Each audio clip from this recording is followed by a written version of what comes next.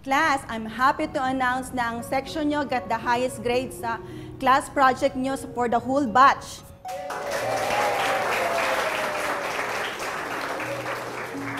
Okay, speaking of batch, kailangan ninyo ng representative for the university's Goodwill Ambassador.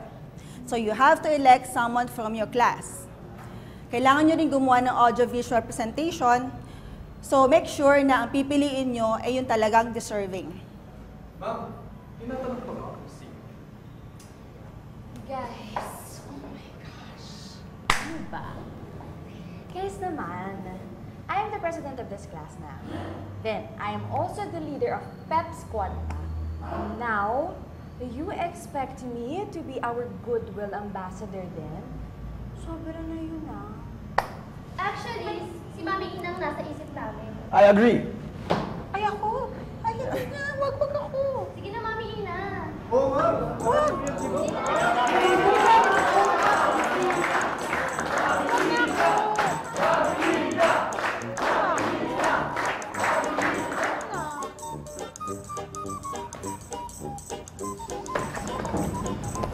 Excuse me.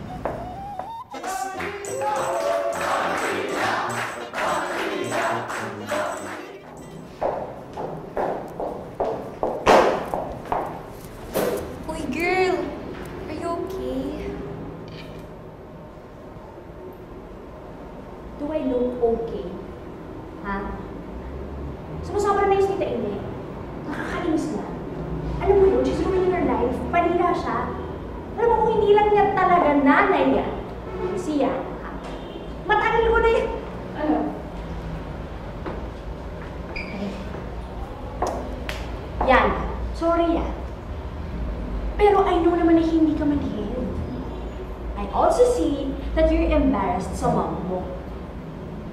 She's ruining our reputation. She's ruining our friendship. Hindi si Mami yung sumisira sa friendship natin.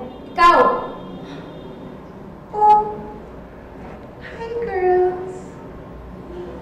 Are you fighting? Uy, wag ganun. Huwag kayong mag-away kasi magkakaibigan kayo eh. It's just a misunderstanding.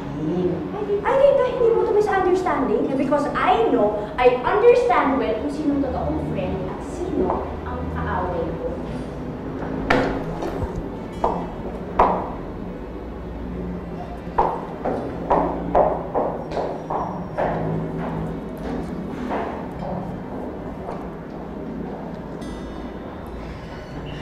Ay, naku anak.